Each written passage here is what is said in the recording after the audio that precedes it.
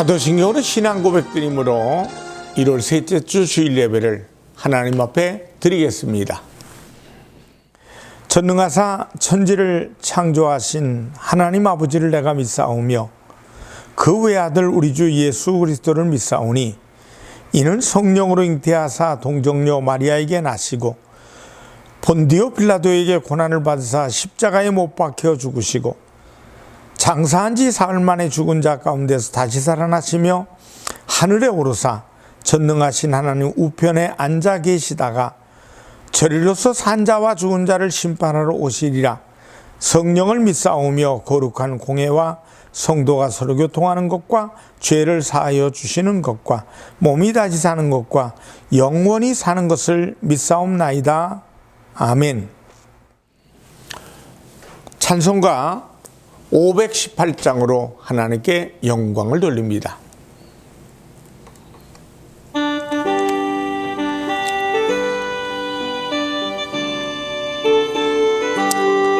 기쁜 소리 들리니 예수 구원하신다. 만민에게 전하라. 예수 구원하신다. 주님 명령하시니 산을 넘고 물 건너 온 세상에 전하라. 예수 구원하신다. 바다들아 외쳐라. 예수 구원하신다. 모든 죄인 들으라. 예수 구원하신다. 모든 소마 일어나 메아리 쳐 울려라. 복음 중에 복음은 예수 구원하신다. 환난 중에 하는 말 예수 구원하신다. 다시 살아나시어 예수 구원하신다. 지은 죄로 인하여 슬픈 마음이 있어도 숨질 때에 내 할 말 예수 구원하신다. 바람들아 외쳐라. 예수 구원하신다. 기뻐하라 나라들 예수 구원하신다. 구원하는 복음을 산과 들에 전하라. 우리들의 승전가 예수 구원하신다. 기도하겠습니다. 살아계신 하나님께서 우리에게 2023년도를 허락해 주시고 우리의 생명을 붙들어 주심을 감사합니다. 우리에게 주신 생명을 통해 주님께 첫째는 영광이 되게 하시고 우리에게 맡기신 사명을 통해 많은 영혼들을 구원하는 아름다운 성도들의 사명이 우리의 삶 속에 증거되고 나타나게 하여 주시옵소서. 오늘도 말씀을 들으려고 합니다. 주님 만나게 하시고 살아계신 주님을 증거하는 우리에게 힘을 얻는 시간이 되게 하여 주시옵소서. 성령께서 우리를 인도하시고 우리 안에 거하셔서 입술을 열어 말하게 하실 때마다 능력과 하나님의 기적과 축복을 증거할 수 있도록 도와 주시옵소서. 예수님의 이름으로 축복하며 기도드리옵나이다. 아멘. 하나님 말씀을 보시겠습니다. 말씀은 사도행전 3장 1절로 10절의 말씀이 되겠습니다. 제9시 기도 시간에 베드로와 요한이 성전에 올라갈새 나면서 못 걷게 된 이를 사람들이 메고 오니 이는 성전에 들어가는 사람들에게 구걸하기 위하여 날마다 미문이라는 성전 문에 두는 자라. 그가 베드로와 요한이 성전에 들어가려 함을 보고 구걸하거늘 베드로가 요한과 더불어 주목하여 이르되 우리를 보라 하니 그가 그들에게서 무엇을 얻을까 하여 바라보거늘 베드로가 이르되 은과 금은 내게 없거니와 내게 있는 이것을 내게 주노니 나사렛 예수 그리스도의 이름으로 일어나 걸으라 하고 오른손을 잡아 일으키니 발과 발목이 곧 힘을 얻고 뛰어서서 걸으며 그들과 함께 성전으로 들어가면서 걷기도 하고 뛰기도 하며 하나님을 찬송하니 모든 백성이 그 걷는 것과 하나님을 찬송함을 보고 그가 본래 성전 미문에 앉아 구걸하던 사람인 줄 알고 그에게 일어난 일로 인하여 심히 놀랍게 여기며 놀라니라. 사도행전 3장 1절로 10절의 말씀을 통해 우리를 보라 이런 제목으로 은혜를 나누겠습니다. 초대교회는 무엇보다도 성령의 충만한 임재 가운데 복음의 능력이 살아 움직이는 교회였습니다. 이 놀라운 초대교회는 인간의 의지나 신념 이론으로 세워진 교회가 아닙니다. 오직 주님을 믿고 주님의 약속에 의해서 오순절 성령 강림을 체험하고 그 안에서 예수 생명의 능력으로 움직인 교회입니다. 성령 안에서 예수의 생명을 경험하는 사건을 복음이라고 말합니다. 복음은 이론이나 종교적 신념이 아니라 성령 안에서 체험하는 예수의 생명입니다. 이 예수 생명이 믿는 자 안에서 능력으로 역사하여 만들어내는 변화의 모습, 그것이 초대교회의 특징입니다. 때문에 교회의 가장 중요한 사명은 생명이신 예수의 증인이 되는 일입니다. 그래서 예수님도 승천하시기 직전 제자들을 모아놓고 이렇게 말씀하십니다. 사도행전 1장 8절에 오직 성령이 너희에게 임하시면 너희가 권능을 받고 예루살렘과 온 유대와 사마리아와 땅끝까지 이르러 내 증인이 되리라 하시니라. 무엇이 교회입니까? 누가 그리스도요 성도입니까? 성령으로 자신 안에 예수 생명과 그 능력을 지닌 사람들입니다. 오늘 본문은 그것을 보여주는 대표적 사건입니다. 오늘 본문은 제9시 기도 시간에 라는 말씀으로 시작합니다. 유대인들은 하루에 3번 율법에 의해 의무적으로 하는 기도 시간이 있습니다. 그것이 제3시, 6시, 9시입니다. 우리 시간으로는 아침 9시, 낮 12시, 오후 3시에 해당합니다. 이 기도 시간에 예루살렘 성 안에 있는 사람들 성전에 가서 기도하고 그 외에는 성전이 있는 방향을 바라보고 기도하도록 되어 있습니다. 예루살렘에 있는 사람도 3번 모두 성전에 나가서 기도하는 것은 아니고 그 중에 한 번만 성전에 가서 기도하고 나머지는 있는 장소에서 성전을 향해 기도하면 됩니다. 제9시에 베드로와 요한도 성전에 기도하러 올라갔습니다. 미문이라는 성전 입구에서 나면서부터 안지매가 된 자가 구걸하기 위해 앉아 있었습니다. 하지만 성전 안에서 무엇을 하는지에는 전혀 관심이 없었습니다. 오직 그의 관심은 누구에게 구걸을 얻어낼까 하는 데만 집중되어 있습니다. 하나님의 임재를 상징하는 성전에 가장 가까이 있으면서 하나님에 관한 관심은 전혀 없습니다. 이런 사람이 가장 불쌍한 사람입니다. 가장 복된 자리에 앉아 있으면서도 정작 그 복과는 멀어져 있는 사람입니다.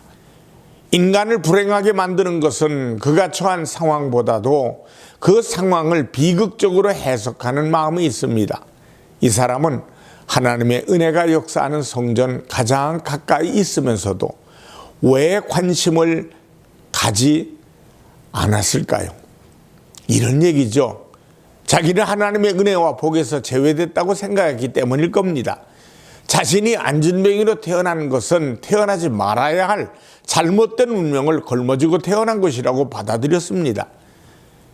이 성전은 유대 사회에서 가장 중요한 장소입니다. 이것은 왕도 오고 선지자도 오가고 제사장도 오가고 부자도 오가고 학자들도 유명인들도 오갑니다. 그러나 이 사람에겐 그들에게 아무 관심이 없습니다.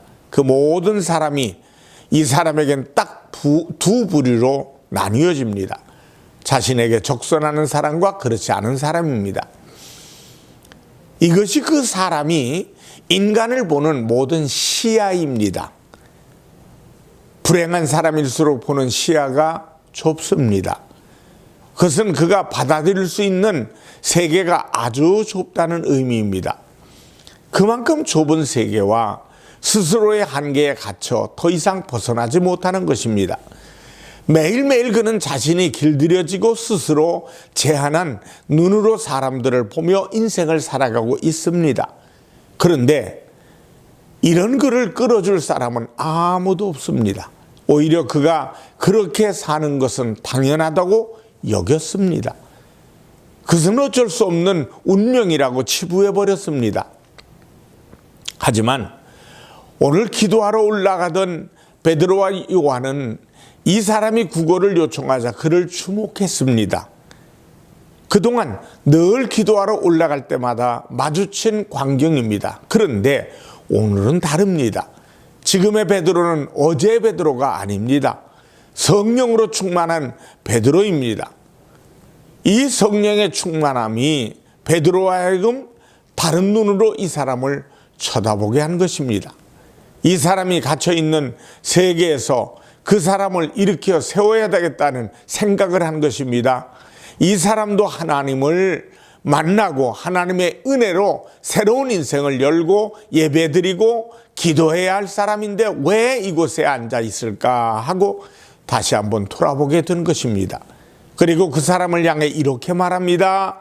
주목하여 우리를 보라. 4절에 말씀합니다. 참으로 권세 있는 말씀입니다.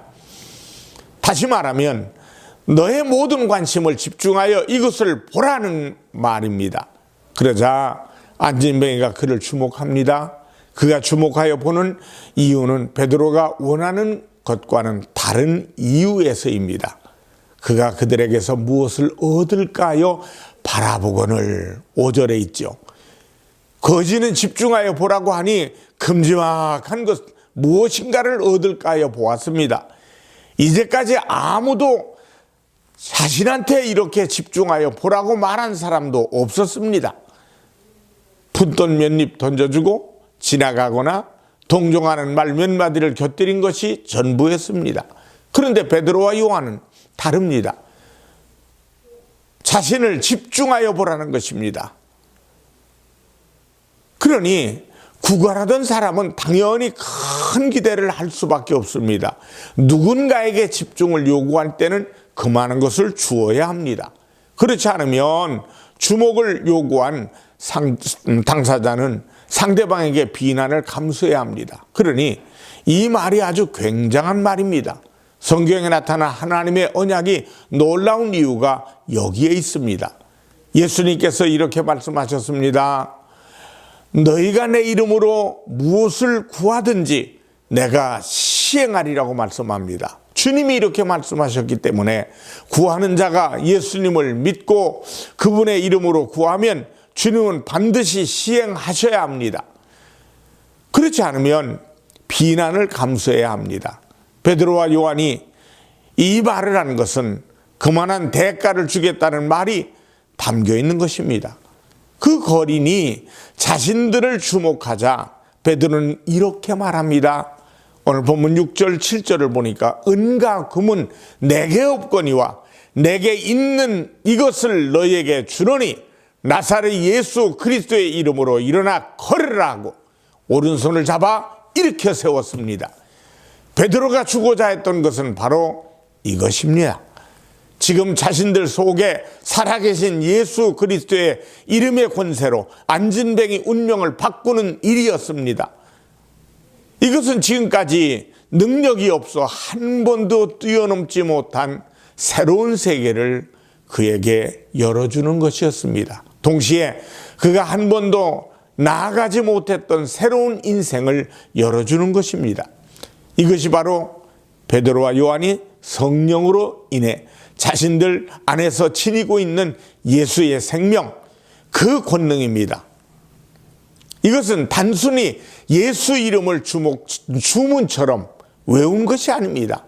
자신들 속에 성령으로 임하셔서 살아계신 주님을 자신들의 입을 통해 선포된 것입니다. 예수 이름으로 주문처럼 외운다고 능력이 나타나는 것은 아니죠. 그 사람 속에 성령의 임재를 통해 예수가 생명과 능력으로 살아계실 때 그 이름의 권세가 발휘되는 것입니다. 사도행전 19장에 보면 바울이 에베소 지방에서 복음을 전하자 큰 역사가 나타났습니다. 심지어 바울이 두르고 있던 앞치마를 가져다가 병든 사람에게 얹었더니 병이 떠나고 악귀가 떠나가는 역사가 일어났습니다. 당시 그곳에 마술을 직업으로 하며 떠들던 유대 제사장이었던 스게와의 아들 7이 와 있었습니다. 바울의 이 놀라운 능력을 보고 자신들도 그렇게 하면 엄청난 돈을 벌 것 같았습니다. 그래서 일부러 악귀 들린 사람을 데려다 앉혀놓고 예수 이름을 주문처럼 사용해 쫓으려 했습니다. 사도행전 19장 13절로 16절에 이렇게 기록하고 있습니다. 이에 돌아다니며 마술하는 어떤 유대인들이 시험 삼아 악귀 들린 자들에게 주 예수의 이름을 불러 말하되 내가 바울이 전파하는 예수를 의지하여 너에게 명하노라 하더라. 유대의 한 제사장 스게와의 아들 7도 이 일을 행하더니 악귀가 대답하여 이르되 내가 예수도 알고 바울도 알거니와 너희는 누구냐 하며 악귀 들린 사람이 그들에게 뛰어올라 눌러 이기니 그들의 몸 상하여 벗은 몸으로 그 집에서 도망하는지라. 예수 이름을 주문처럼 사용한다고 능력이 임하는 것은 아닙니다. 교회와 성도란 자신들 속에 성령의 임재를 통해 예수의 생명과 능력을 지니게 된 사람들입니다. 교회와 성도들이 세상에서 줄 수 있는 것이 무엇입니까? 바로 예수 그리스도의 이름으로 선포되는 그분의 생명과 능력입니다. 예수님이 지상에 계셨을 때 죄와 사망에 매여 병들고 신음하고 파괴되고 어둠에 갇혀 노예 생활하던 모든 인생을 구원하셨습니다. 주님은 병든 사람을 치유하셨습니다. 회복이 필요한 사람에겐 회복을 주셨습니다. 새로운 인생의 길을 열어주셨고 새로운 차원의 삶을 살게 하셨습니다. 이 생명과 능력이 없으면 교회는 세상을 이길 수 없습니다. 베드로가 안전뱅이를 일으킨 사건은 자신 안에 성령을 통해 그 생명과 능력이 숨쉬고 있었기 때문입니다. 아주 당당하게 담대합니다. 왜입니까? 자신 속에 예수 성령이 임재로 생명과 능력이 있기 때문입니다. 있는 것을 주는데 두려워할 것이 무엇입니까? 예수 이름으로 선포하고 오른손으로 잡아 일으켰습니다. 이것을 예수 이름으로 네가 일어나는 것은 당연한 권리다. 그러니 당연히 일어나야지. 왜 안 일어나냐 하고 제초가듯이 잡아 이끈 것입니다. 이에 대해 오늘 본문은 이렇게 말하죠.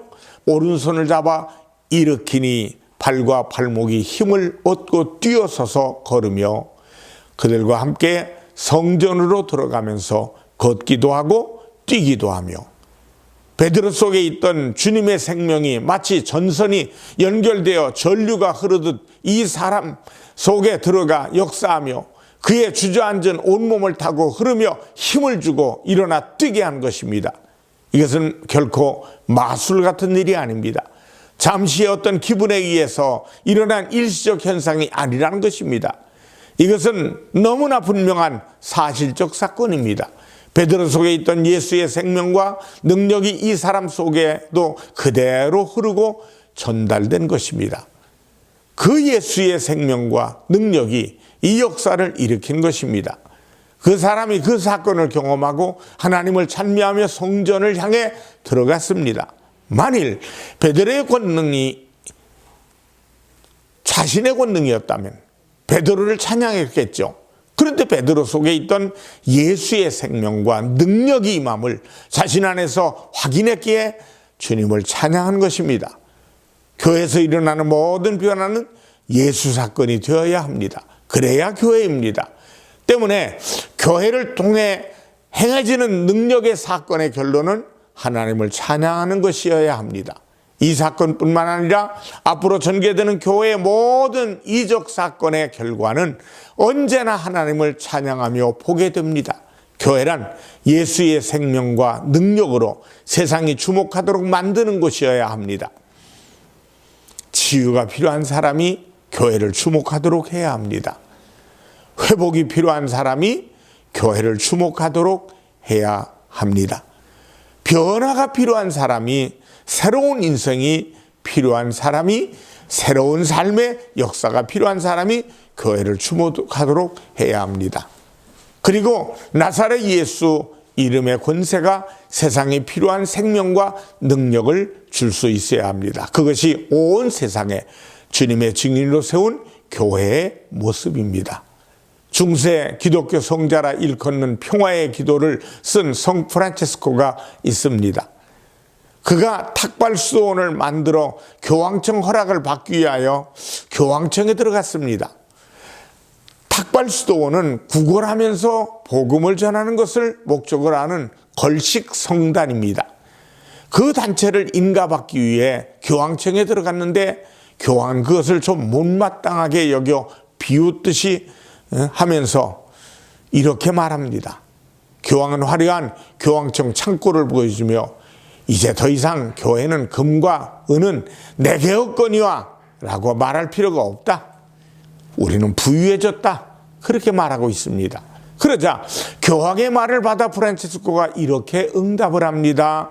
그래서 나사렛 예수의 이름으로 걸으라는 능력도 없게 된 것입니다. 교회란 어제나 오늘이나 성령의 임재 안에서 예수의 생명과 능력으로 살며 나사렛 예수의 이름으로 그것을 세상에 전할 수 있어야 합니다. 이 생명력과 능력이 숨쉬지 않는다면 교회는 주님의 증인된 교회가 될 수 없습니다. 예수의 이름의 권세가 나타나자 사람들이 심히 기여기며 놀라워했더라고 말합니다. 즉 교회를 거룩하게 여기며 경외심을 가진 것입니다. 여러분, 교회와 성도인 우리가 무엇을 세상에 주겠습니까? 교회만이 줄 수 있는 구원의 변화를 기대하고 교회를 바라보는 사람들에게 교회는 이렇게 말할 수 있어야 합니다.